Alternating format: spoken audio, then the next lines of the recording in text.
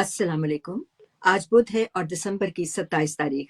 पाकिस्तान में शाम के 7 और यहाँ वाशिंगटन में सुबह के 9 बजे हैं। खालिद हमीद इस हफ्ते छुट्टी पर हैं। बहजा जिलानी हाजिर है खबरों के इस बुलेटिन के साथ। हस्ब मामूल आगाज करते हैं इसराइल हमास जंग की ताज़ा तरीन सूरत हाल से। इसराइली फोर्सेस ने बुध के रोज गजा की पट्टी में ताज़ा फिजाई हमले किए। बुध की लड़ाई में गजा की पट्टी के शिमाली हिस्से में वाक़े गजा शहर में इसराइली जमीनी कार्रवाइयां और फिजाई हमले शामिल थे, जहां इसराइल ने इब्तदाई तौर पर हमास के अस्करियत पसंद ग्रुप को खत्म करने के लिए अपनी मुहिम पर तवज्जो मरकूज की थी। इसराइली हुक्काम ने इस हफ्ते वस्ती गजा के कुछ हिस्सों में कार्रवाई का इशारा दिया, जहां मुतअद्दिद पनाहगज़ीन कैंप मौजूद हैं। गजा की बेशतर आबादी लड़ाई की वजह से अपने घरों से नकल मकानी करने पर मजबूर हो गई है। खुराक, पानी और ईंधन की किल्लत के साथ साथ तशद्दुद के वाक़यात के नतीजे में इंसानी इमदाद की तरसील भी महदूद हो गई है। इसराइल ने हमास के खिलाफ जंग में अपनी जमीनी कार्रवाई को बस्ती गजा के शहरी पनाहगज़ीन कैंपों तक बढ़ा दिया है। इसराइल फौज के तर्जमान रियर एडमिरल डैनियल हगारी ने कहा है कि हमने लड़ाई को एक ऐसे इलाके तक फैला दिया है जिसे मरकजी कैंप कहा जाता है। फौज के इस नए ऐलान से गजा में मजीद तबाही का खतरा है। गुज़श्ता 2 रोज के दौरान बस्ती गजा में इसराइली हमलों के नतीजे में 100 से ज्यादा फलस्तीनी हलाक हो गए हैं। अक़वाम मुत्तहिदा ने भी इसराइली हमलों पर तशवीश का इज़हार किया है। इसराइली फोर्सेस ने बुध के रोज मकबूजा मगरबी किनारे में एक कार्रवाई के दौरान 6 अफराद को हलाक कर दिया। सरकारी फलस्तीनी खबर रसां एजेंसी वफा ने बताया कि इसराइली फिजाइया ने तुलकर्न कस्बे के करीब नूर शम्स पनाहगज़ीन कैंप को निशाना बनाया और इसमें मुतअद्दिद अफराद जख्मी भी हुए। इसराइल की फौज ने कहा कि उसने नूर शम्स कैंप में इंसदाद दहशतगर्दी की कार्रवाई की, जबकि उसकी फोर्सेस पर लोगों के एक ग्रुप ने धमाका खेज मवाद भी फेंका। फलस्तीनी वजारत सेहत का कहना है कि इस दौरान इसराइली फौज और आबादकारों के हाथों मगरबी किनारे में 300 से ज्यादा अफराद हलाक हो चुके हैं। और आइए अब पाकिस्तान, भारत, अफगानिस्तान और दुनिया भर से मिलने वाली खबरों पर एक नजर डालते हैं। पाकिस्तान पीपल्स पार्टी की सरबराह बेनजीर भुट्टो की आज 14वीं बरसी है। बेनजीर भुट्टो 27 दिसंबर 2007 को रावलपिंडी के लियाकत बाग में जलसे के बाद वापस जाते हुए फायरिंग का निशाना बन गई थीं। उनके कत्ल को 14 बरस गुजर जाने के बावजूद जिम्मेदारों का तयन नहीं किया जा सका। इस रिपोर्ट की तफसीलात के लिए हमारे सोशल मीडिया प्लेटफॉर्म्स पर आइए। पाकिस्तान के साबिक वजीर खारजा शाह महमूद कुरैशी को साइफर केस में जमानत मिलने के बावजूद पुलिस ने उन्हें एक और केस में गिरफ्तार कर लिया है। इस्लामाबाद से हमारे नुमाइंदे आसिम अली राना के मुताबिक रावलपिंडी पुलिस ने शाह महमूद कुरैशी को अडयाला जेल के बाहर से गिरफ्तार किया। पुलिस का मौक़िफ़ है कि साबिक वजीर खारजा को 9 मई के वाक़यात के खिलाफ दर्ज एक मुकदमे में गिरफ्तार किया गया। इससे कबल शाह महमूद कुरैशी अडयाला जेल में कैद थे और सुप्रीम कोर्ट ऑफ पाकिस्तान ने 22 दिसंबर को साइफर केस में उनकी जमानत की मंजूरी दी थी। Pakistan institute for conflict and security studies की एक हालिया रिपोर्ट में मुल्क की सिक्योरिटी सूरत हाल को 2014 के मुकाबिल बताया गया है। रिपोर्ट के मुताबिक रवां साल मुल्क भर में खुदकुश हमलों की शरह में 93% इजाफा देखने में आया। ये रिपोर्ट एक ऐसे वक्त पर सामने आई है जब इलेक्शन कमीशन की जानिब से 8 फरवरी को मुल्क भर में इंतखाबात के इनेकाद का ऐलान किया गया है।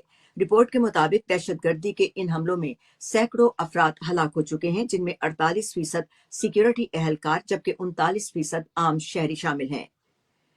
तालिबान के सियासी उमूर के लिए नायब वजीर आजम मौलवी अब्दुल कबीर का कहना है कि अफगान अपने तमाम हमसाया ममालिक से अच्छे ताल्लुकात के ख़्वाह हैं और अफगानिस्तान की सरजमीन का किसी मुल्क के खिलाफ इस्तेमाल नहीं चाहते। वो बुध के रोज काबुल में सोवियत यूनियन की अफवाज के अफगानिस्तान पर हमले की 44वीं बरसी के मौके पर मुनक्किद एक तकरीब से खिताब कर रहे थे। उन्होंने कहा कि तालिबान तमाम मौजूदा मसाइल को मुज़ाकरात के जरिए हल करना चाहते हैं। कायम मकाम तालिबान के वजीर इत्तलात ने कहा कि कुछ ममालिक अफगान पनाहगजीनों को बेदखल करके तालिबान हुकूमत के लिए खतरा पैदा करना चाहते हैं। काबुल में जारी इस तकरीब में तालिबान के वजीर खारजा और दीगर ओहदेदारों ने भी खिताब किया। भारत के दारुल हुकूमत नई दिल्ली की म्यूनिसिपल कॉरपोरेशन यानी NDMC की जानिब से पार्लियामेंट के नजदीक वाक़े तारीखी सुनहरी बाग मस्जिद के मुजव्वज़ा इन्हदाम के सिलसिले में अवाम से तजावीज़ और एतराज़ात तलब किए जाने के बाद मुसलमानों और मुस्लिम तंजीमों में शदीद तशवीश पैदा हो गई है। उनकी जानिब से मस्जिद के मुजव्वज़ा इन्हदाम पर सख्त एतराज़ किया जा रहा है। All India Muslim personal law board, all India Muslim Majlis Mushawarat और जमीयत उलमाए हिंद ने ریاستی اور مرکزی حکومت سے اپیل کی ہے کہ وہ مختلف مذاہب کی عبادت گاہوں کو منہدم کر کے ملک میں فرقہ وارانہ صورتحال کو خراب کرنے کی کوشش نہ کریں۔ دلی وقف بورڈ کا کہنا ہے کہ یہ مسجد اس کی ملکیت ہے، جبکہ نیو دلی میونسپل کارپوریشن کا دعویٰ ہے کہ مسجد حکومت کی زیر زمین پر تعمیر کی گئی۔ دستاویزات کے مطابق مسجد وقف بورڈ کے 1976 کے گزٹ میں لسٹڈ ہے۔ ترک پارلیمنٹ کی خارجہ امور کی کمیٹی نے منگل کے روز سویڈن کی نیٹو میں شمولیت کی رضامندی دے دی ہے، جس سے سویڈن مغربی فوجی اتحاد کی رکنیت حاصل کرنے کے قریب ہو گیا ہے۔ ترکیہ میں قانون سازی کے عمل کے آخری مرحلے کے لیے سویڈن کے الحاق کو اب جنرل اسمبلی کی منظوری کی ضرورت ہوگی، تاہم اس بارے میں ابھی تک کوئی تاریخ مقرر نہیں کی گئی۔ نیٹو کے رکن ترکیہ نے سویڈن کی درخواست کی توثیق میں 1 سال سے زائد عرصہ لیا۔ اس نے سویڈن پر الزام عائد کیا ہے کہ وہ ان گروپوں کے لیے بہت نرم روی کا مظاہرہ کر رہا ہے جنہیں انقرہ اپنی سلامتی کے لیے خطرہ خیال کرتا ہے۔ تاخیر نے نیٹو کے دوسرے اتحادیوں کو مایوس کیا جو سویڈن اور فن لینڈ کو اتحاد میں شامل کرنے میں جلدی چاہتے تھے۔ ترکیہ نے ہفتے کے آخر میں عراق میں ہلاک ہونے والے 12 ترک فوجیوں کا بدلہ لینے کے لیے شام میں کرد عسکریت پسندوں کے زیر استعمال تقریباً 50 ایسی تنصیبات کو نشانہ بنایا جو فوجی، اقتصادی اور رسد کے مقاصد کے لیے استعمال ہوتی تھیں۔ ترکیہ کی وزارت دفاع نے کہا کہ شمالی عراق میں کالعدم کردستان ورکرز پارٹی کے ساتھ لڑائی کے دوران 12 ترک فوجی مارے گئے تھے جو انقرہ کی جانب سے شام میں حملوں کا سبب بنے۔ یوکرین کی فوج نے بدھ کے روز کہا کہ روس نے یوکرین پر گزشتہ رات 46 ڈرونز کے ساتھ حملہ کیا اور یوکرین کی فضائیہ کے مطابق اس کے دفاع نے 32 ڈرونز کو تباہ کر دیا، جبکہ باقی ماندہ بیشتر فرنٹ لائن علاقوں خاص طور پر کھیرسن میں گرے۔ یوکرین کے وزیر داخلہ ایہور کلیمنکو نے بھی منگل کی شام کھیرسن میں روسی گولہ باری کی اطلاع دی، جس میں ایک ٹرین اسٹیشن کو نشانہ بنایا گیا جب لوگ ٹرین کی روانگی کا انتظار کر رہے تھے۔ کلیمنکو نے کہا کہ گولہ باری سے ایک پولیس افسر ہلاک اور 4 افراد زخمی بھی ہو گئے۔ تازہ ترین حملے منگل کے روز یوکرین کے کرائمیا میں روسی بحریہ کے ایک جہاز کو نشانہ بنانے کے بعد کیے گئے۔ یوکرین کی فضائیہ نے بتایا ہے کہ اس نے کروز میزائل کا استعمال کیا اور اس حملے سے جہاز نووچرکاسک کو تباہ کر دیا۔ یوکرین کی فضائیہ کی کمان کے ترجمان یوری اہنات نے وائس آف امریکہ کو بتایا کہ یوکرین کی فوج کے پاس جہاز کے مقام اور کارگو کے ساتھ ساتھ روسی فضائی دفاع کے بارے میں بھی معلومات تھیں۔ روسی وزارت دفاع نے کہا کہ یوکرین کے حملے سے فیوڈوسیا کے ایک اڈے پر نووچرکاسک کو نقصان پہنچا ہے۔ کرائمیا میں روس کے تعینات کیے گئے گورنر سرگئی ایکسینوف نے ٹیلی گرام پر بتایا کہ حملے میں 1 شخص ہلاک اور 2 زخمی ہوئے۔ یوکرینی بحریہ کے کمانڈر وائس ایڈمرل اولیکسی نزپاپا نے وائس آف امریکہ کو بتایا کہ منگل کو روز کیے گئے حملے کے اثرات بحیرہ اسود میں روسی بحری بیڑے کی موجودگی پر مرتب ہوں گے۔ جوہری توانائی کے بین الاقوامی ادارے IAEA نے کہا ہے کہ ایران یورینیم کی افزودگی بڑھا کر اسی سطح پر لے گیا ہے جو اس سال کے شروع میں تھی۔ اپنے جوہری پروگرام میں تیزی لانے کے باوجود ایران اس بات سے انکار کرتا ہے کہ وہ جوہری بم تیار کر رہا ہے۔